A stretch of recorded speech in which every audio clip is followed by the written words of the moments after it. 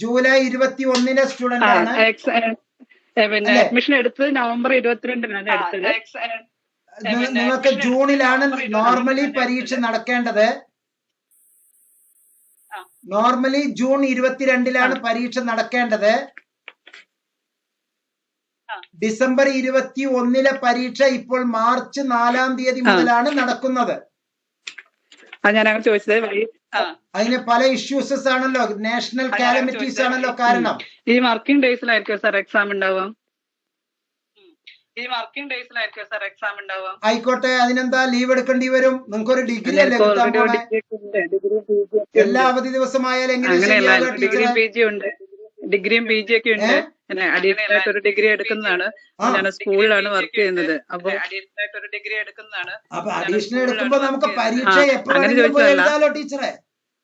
അല്ല, അങ്ങനെ പറഞ്ഞതല്ല.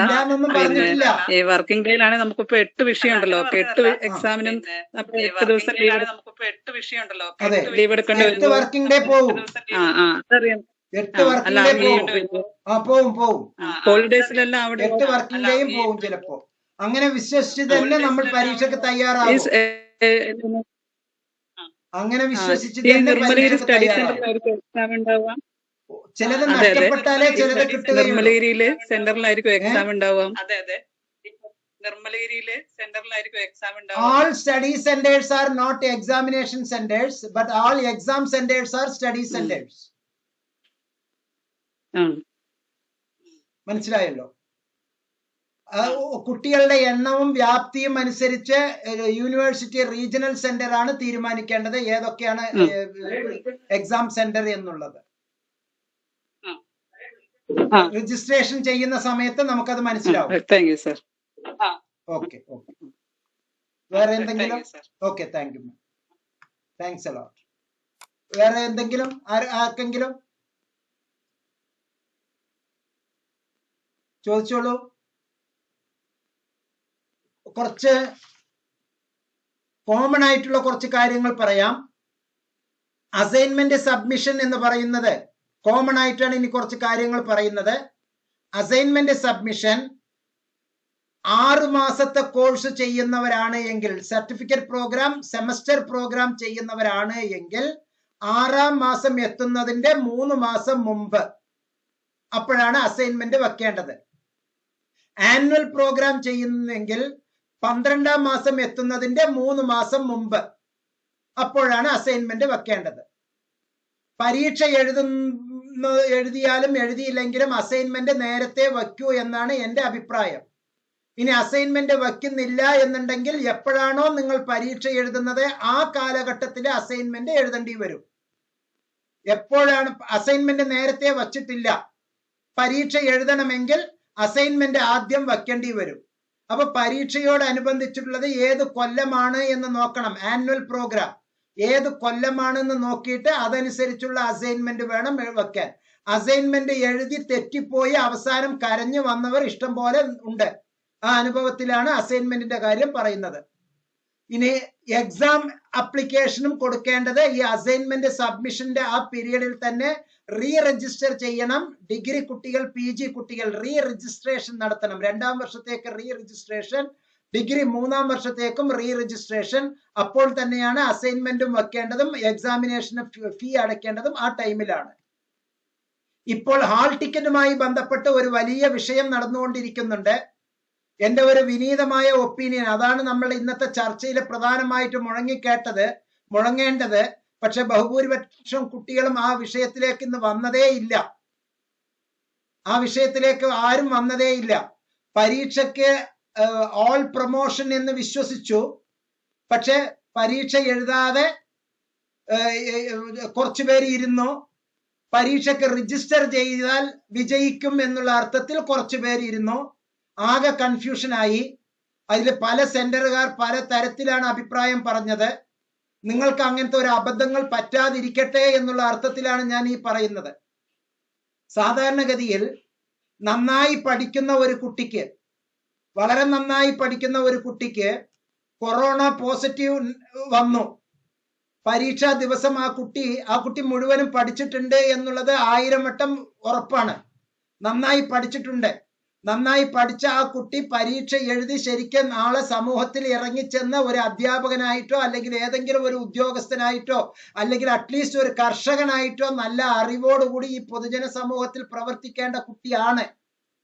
പരീക്ഷ എഴുതുക എന്നുള്ള ഒരു സാങ്കേതികത്വത്തിന്റെ പേരിൽ ആ കുട്ടിക്ക് പരീക്ഷ എഴുതാൻ പറ്റാണ്ടായാലോ എന്നുള്ള അർത്ഥത്തിലാണ് ഇഗ്നോ അവർക്കൊക്കെ പ്രൊമോഷൻ കൊടുക്കാം എന്നുള്ള ഒരു തീരുമാനത്തിൽ എത്തിയത്.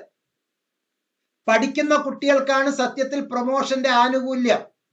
പക്ഷേ ഈ പ്രൊമോഷൻ കിട്ടും എന്നുള്ള അർത്ഥത്തിൽ 95% കുട്ടികളും ഉഴപ്പി അഥവാ പരീക്ഷ എഴുതുന്നില്ല എന്ന് വച്ചു, പുസ്തകം പോലും തൊട്ട് നോക്കിയില്ല. നേരത്തെ പറഞ്ഞ ആ ഫാർമറായി അല്ലെങ്കിൽ സൊസൈറ്റിയിൽ ഇറങ്ങിപ്പോകുന്ന ഒരു ഉദ്യോഗസ്ഥനായി, ടീച്ചറായി, അല്ലെങ്കിൽ ഒരു സാമൂഹ്യ പ്രവർത്തകനായി, ഒരു ഉദ്യോഗസ്ഥനായി പഠിക്കേണ്ട സംഗതി ഇന്റഗ്രേറ്റഡ് വിഷയങ്ങൾ പഠിക്കേണ്ട കുട്ടി ഫസ്റ്റ് ഇയറിലെ ആ 6 ബുക്ക് അല്ലെങ്കിൽ 8 ബുക്ക് തുറന്നേ നോക്കിയില്ല എന്ന് കരുതുക. ആ കുട്ടിക്ക് എന്ത് ഡിഗ്രി കിട്ടും? കടലാസിൽ ഡിഗ്രി ഉണ്ടാവും, ഇതിന്റെ അകത്ത് ഒന്നും ഉണ്ടാവില്ല. ഓക്കെ, കടലാസിൽ മാത്രം ഡിഗ്രി ഉണ്ടാവും.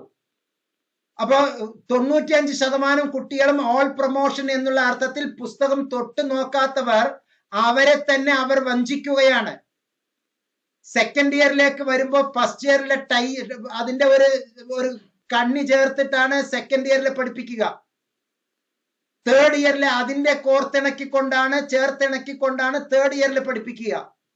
ഫസ്റ്റ് ഇയറിലെ ബേസ് ഇല്ല. ഇൻട്രൊഡക്ഷൻ ചാപ്റ്റർ പഠിക്കാതെ നേരിട്ട് തിയറിയിലേക്ക് പോയാൽ എങ്ങനെ ഉണ്ടാവും? എയിം എന്താണെന്ന് അറിയാതെ പ്രാക്ടിക്കലിലെ പ്രൊസീജിയറിലേക്ക് പോകാൻ പറ്റുമോ? കൺക്ലൂഷനിൽ എത്തുമോ? റിസൾട്ടിൽ എത്തുമോ?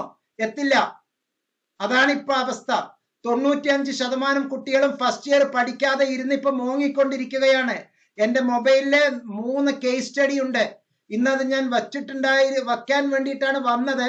പക്ഷെ ആ വിഭാഗത്തിലെ കുട്ടികൾ ആരും ഇന്നത്തെ മീറ്റിംഗിൽ വന്നില്ല. ആ കുട്ടികൾക്ക് ഒരു ചെറിയ പേടി. ഏതെങ്കിലും സ്റ്റഡി സെന്ററിനെ പറ്റി ഞാൻ കുറ്റപ്പെടുത്തിയാൽ അവരുടെ മാർക്ക് എങ്ങാനും കുറഞ്ഞു പോകുമോ എന്ന്. ഒരു സ്റ്റഡി സെന്ററിനെയും കുറ്റപ്പെടുത്തി ഞാൻ പറയില്ല. എന്റെ വിഷയം തന്നെ, ടോപ്പിക് തന്നെ ഇഗ്നോ വിദ്യാർത്ഥികൾ നേരിടുന്ന പ്രശ്നങ്ങളാണ്, അതിനുള്ള പരിഹാരമാണ്. നിങ്ങൾ തന്നെ സ്വയം ആന ചെളിവാരി മേലെ ഇടുന്നത് പോലെ, മണ്ണ് വാരി മേലെ ഇടുന്നത് പോലെ നിങ്ങൾ തന്നെ സ്വയം ചെളിവാരി തേക്കാതിരിക്കാൻ വേണ്ടിയിട്ടാണ് ഇത്തരത്തിലുള്ള യോഗം. അബദ്ധം ചെയ്തു പോകരുത്. പഠിക്കുക, പഠിച്ചു മുന്നേറുക. പരീക്ഷ എഴുതാനുള്ള സാഹചര്യം വന്നില്ല, നിങ്ങൾക്ക് ഇഗ്നോ സഹായം ചെയ്തു തന്നു. പക്ഷേ യു ലേൺ, നിങ്ങൾ പഠിച്ചു. നാളെ അത് ജീവിതത്തിൽ അപ്ലൈ ചെയ്തു, ഇന്റർവ്യൂവിന് വന്നു, അല്ലെങ്കിൽ PSCക്ക് വന്നു, അടുത്ത PGക്ക് വന്നു, അതൊക്കെ വന്നു, ജയിച്ചു. ഈ പ്രൊമോഷൻ എന്ന് പറഞ്ഞ് വിചാരിച്ചുകൊണ്ടിരുന്ന കുട്ടികൾ ഇപ്പൊ അവസാനം കോർഡിനേറ്ററിനെ കുറ്റപ്പെടുത്തുകയാണ്. കോർഡിനേറ്റർ പറഞ്ഞു രജിസ്റ്റർ ചെയ്യാൻ, എക്സാമിനേഷന് രജിസ്റ്റർ ചെയ്യാൻ. ഞാനാണെങ്കിലും അത് തന്നെയാണ് പറയുക. എക്സാമിനേഷന് രജിസ്റ്റർ ചെയ്യുക, എക്സാമിനേഷൻ എഴുതുക. അല്ലാതെ വെറുതെ ഇങ്ങനെ പാസ്സാക്കി വിടാൻ ഇഗ്നോ പറഞ്ഞിട്ടേ ഇല്ല. നിങ്ങൾ എല്ലാവരും ഓൾ പ്രൊമോഷൻ ആക്കുമെന്ന് ഇഗ്നോ പറഞ്ഞിട്ടില്ല. ഇഗ്നോ പറഞ്ഞിരിക്കുന്നത് ഇങ്ങനെയാണ്: പരീക്ഷയിൽ നിന്ന് നിങ്ങളെ എക്സംപ്റ്റ് ചെയ്തിട്ടുണ്ട് എന്നാണ്. പഠിക്കുന്നതിൽ നിന്ന് എക്സംപ്റ്റ് ചെയ്തിട്ടുണ്ട് എന്ന് ഒരു മനുഷ്യനും പറഞ്ഞിട്ടില്ല. പരീക്ഷയിൽ നിന്ന് ചിലരെ എക്സംപ്റ്റ് ചെയ്തിട്ടുണ്ട്. അവർ സെക്കൻഡ് ഇയറിലെ തേർഡ് ഇയറിലെ കണ്ടന്റ് അനുസരിച്ച് ആവറേജ് നൽകും. ഇനി ഒരു ചോദ്യം, സെക്കൻഡ് ഇയറിലെ തേർഡ് ഇയറിലെ ആവറേജ് കൊടുക്കും എന്ന് പറഞ്ഞതിൽ സെക്കൻഡ് ഇയറിലെ തേർഡ് ഇയറിലെ ആ പേപ്പറിൽ ഒരു കുട്ടി തോറ്റു എന്ന് കരുതുക, 2 പേപ്പറിൽ ഫെയിലായി എന്ന് കരുതുക. ആ ഫെയിലിന്റെ ആവറേജ് എന്തായിരിക്കും? ഫെയിൽ തന്നെയാണ്. ഫെയിലിന്റെ ആവറേജ് ഫെയിൽ. ആവറേജ് ആണ് ഫസ്റ്റ് ഇയറിലേക്ക് തരിക. അപ്പൊ ഫെയിലിന്റെ ആവറേജ് ഫെയില്, ആ ഫെയില് ഫസ്റ്റ് ഇയറിലേക്കും വന്നു. വെറുതെ സ്വയം ചാട്ടവാറെടുത്ത് അടി കൊടുക്കേണ്ട കാര്യമുണ്ടോ? പരീക്ഷ എഴുതിയാൽ പോരായിരുന്നോ? സമയം കിട്ടിയില്ലേ? ഇനി പിന്നെ കൊല്ലങ്ങൾ അവസാനിപ്പിക്കണോ? അങ്ങനെ വിഡ്ഢിത്തം. നോട്ട്സിലെ മുബാറക് മാഷ് കൃത്യമായി പല വീഡിയോസിൽ പറഞ്ഞിട്ടുണ്ട്, നിങ്ങൾ മിടുക്കരാണ്, പരീക്ഷ എഴുതി നമുക്ക് മാർക്ക് വാങ്ങാം, കൈ നനയാതെ മീൻ പിടിക്കരുത്, വിതച്ചതേ കൊയ്യൂ എന്നൊക്കെയുള്ള പല തമ്പനെയിലെ പല വീഡിയോസും പറഞ്ഞിട്ടുണ്ട്.